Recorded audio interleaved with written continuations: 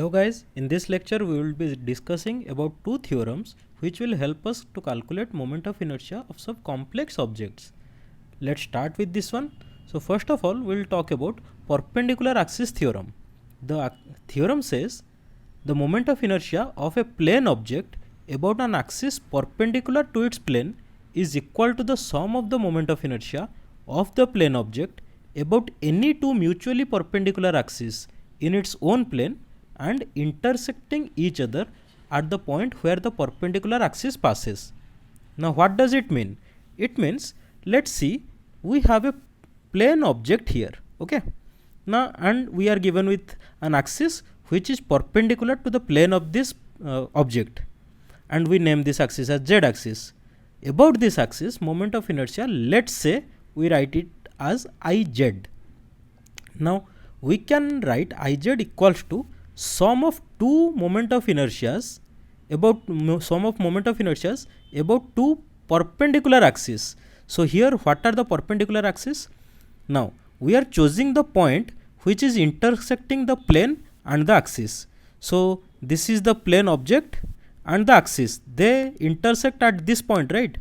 So passing through this point, we are choosing two separate axes which are perpendicular to each other. So and we gave them name. Let's say this is y, this is x. So if we write moment of inertia about this y and x, let's say they are iy and ix respectively. Then the theorem says Iz will be equals to ix plus iy. Now the main thing that we need to remember here is Iz must be perpendicular to the plane, and ix, iy, they must be along the plane, and both x and y should be perpendicular to each other. So obviously if x and y are perpendicular to each other and z is perpendicular to the plane, that means z will be perpendicular to both x and y. Okay, now let's prove it. Here is the proof. In this object we are choosing a point M. So similarly there will be lots of masses, like let's say m1, m2, m3, like this, and if we add all of them we get the whole object, let's say that is capital M. Now let's talk about this point M only. So this mass is M. Now if this is our x axis, so from x axis we are measuring this distance as y distance. So moment of inertia about x axis of this point we will get as m y square. For this point mass, moment of inertia about a axis ix, we can write my square. So that's what we have written. Moment of inertia of m about x axis is my square. Now this is only for this point, right? What about all the points? What about total moment of inertia about the x axis? In that case we can write the moment of inertia of the whole object, total object about x axis, that is summation of my square. So let's say that is our ix. So our ix equal to summation of all my square. Now similarly about iy, this is our y axis. So about iy if we write, means about y axis, if we write the moment of inertia of the whole object, so this point mass will be at a distance x. So similarly all the points, they will be at some x1, x2, x3 distance, like that. So we'll write summation of all m and y square, m and x square, summation of all mx square. So moment of inertia of the whole object about y axis will be summation of mx square. Now what about the moment of inertia about z axis? Similarly we will choose the points perpendicular distance from the axis. So if we talk about m point, then this is the perpendicular distance, let's say that is z.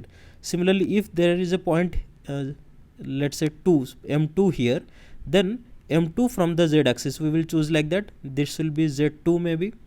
So similarly the total moment of inertia we can write as summation of all mz square. Now let's see here, summation of mz square. So this is basically summation of mz square. If we write, technically we are writing like this, m1 z1 square plus m2 z2 square and so on. We are writing like this, right? So let's say this is m1. Now z1 square, let's say there is a point here which we are measuring perpendicular distance from z axis, z1. So there must be some distance from y axis and some distance from x axis. So this z1 we can write x1 square plus x2 square, y2 square, y1 square, x1 square plus y1 square root over, or we can write z1 square equal to x1 square plus y1 square. See this diagram and we will able to understand. If this distance is our z axis, z distance, this distance is x and this distance is y, then this will also be y, right? So this will be a right angle triangle. Here it will be right angle triangle. This is x, this is y, this is z. So we can write x square plus y square equals z square, right? So z1 square will be x1 square plus y1 square, z2 square will be x2 square plus y2 square. For each point we can define it like that. X1 square plus y1 square equals to z1 square. Similarly, x2 square plus y2 square equals to z2 square. If we draw this kind of diagram for each point, we can prove this. So that's what we are writing here. The summation of all mz square, this will be equal to summation of all m. Now z square can be written as x square plus y square, right? So if we open the bracket, we are getting summation of all mx square and summation of all my square. Now summation of all mx square gives us ix and summation of all my square gives us iy. So iz can be written as ix plus iy, because we have started from iz only. We have started from iz and finally we got ix plus iy. This is our perpendicular axis theorem and it is valid for planar object. And the point to remember is ix and iy, they must be along the plane. Ix and iy must be along the plane, and iz, this must be perpendicular to the plane. So iz is our perpendicular one and ix, iy are along the plane. Now we will move to the parallel axis theorem.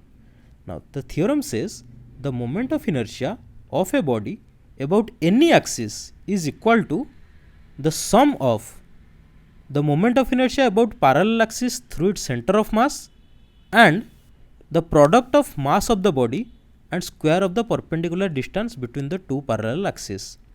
Now what does this mean? This means if we have an object here and we need any axis, let's choose any axis, and we need moment of inertia about that axis. Here we have given it an mp. So let's say we are calculating ip. What is ip then? We can write ip equals I center of mass plus md square. We can write it like this, where I center of mass means we need to draw a parallel axis through the center of mass of the object. So we'll do a parallel axis, means the axis should be parallel to our p axis. So this is, let's say, axis passing through the center of mass. Then moment of inertia about this axis will be written as ICOM, and this distance, let's say d, and total mass is m. Then IP can be written as ICOM plus md square. Now let's prove this. Here we have the object. Okay. Now this is the axis about which we need the moment of inertia. So we need IP, and this is the axis passing through center of mass and parallel to our p axis. So IP should be equals to ICOM plus md square. Let's prove this. Now here IP means basically moment of inertia is summation of all mx square, right? So m1 x1 square plus m2 x2 square and so on. If we continue like this, for each point we will get the moment of inertia. So let's say this is a point. Now this distance is d, this distance is x. So this total point will be at a distance of d plus x from our axis, right? So this point's moment of inertia we can write summation of m into x plus d square, right? Now let's open this bracket. We will get x square plus d square plus 2xd. We are getting like this. Now let's multiply this here. So we are getting summation of all mx square plus summation of all md square. So we are getting mx square, then md square, then m into 2xt. So this is our mx square, this is summation of md square, and this is summation of m into 2xt. Now summation of all mx square, think m1 x1 square, m2 x2 square, m3 x3 square, m4 x4 square, because x is measured from our this axis, from the center of mass axis. X is measured from the center of mass axis. This is our center of mass axis. So x is measured from center of mass. So we can write summation of all mx square must be equals to ICOM. Now what about summation of all md square? Here d does not depend on the position of the object, right? D is the distance between the two parallel axes, and for any object this d does not vary, because does not care what is the distance between the parallel axes. This is fixed for the body, because our question in the question p axis is given and center of mass is always constant, so d will be fixed for this problem. So summation of all md square, if we take d square outside, we will get summation of all m into d square. Now summation of all m means total mass of the object. So this one we got here, total mass of the object, and this d square we got here, so we got md square, and this is our ICOM. Now what about this term? This term is summation of all m into 2xt. Now let's just rearrange it. 2d we are taking outside because they are constant. D is constant and 2 is a constant. Now we are getting summation of all mx. Now think, let's say we have two objects like this. This is m1 and this is m2, right? And their center of mass is here. Let's say this is the center of mass, and this distance is r1, this distance is r2. Now from center of mass, if we write, we know m1 r1 must be equals to m2 r2, right? They are in opposite direction. m1 r1 equals to m2 r2, and they are in opposite direction. That's why we put minus sign. So we can write, from center of mass point of view, m1 r1 plus m2 r2 must be equals to 0. Otherwise we can also write, if we write the formula for center of mass, we write it this way: m1 r1 plus m2 r2 by m1 plus m2. This gives us RCOM. RCOM means from whatever point we are measuring, from there RCOM is the distance of center of mass. So let's say object is here and we are measuring it from this point, then we will write like this: r1 and r2 will be like this, r1 r2 will be like this, and maybe our center of mass will be something like this. This blue one will be center of mass distance. So we will write it as RCOM.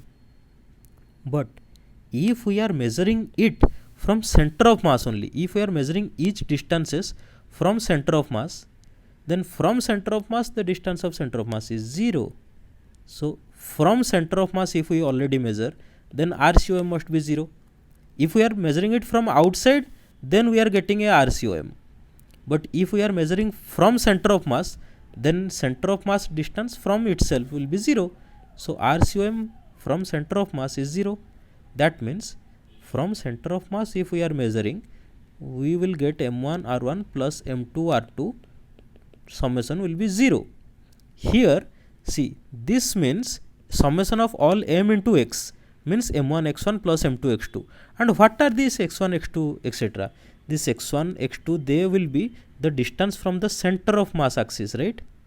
That implies this term will be 0, because from center of mass all the moments of the masses will be 0 according to this concept. So that's why this summation of all mx becomes 0.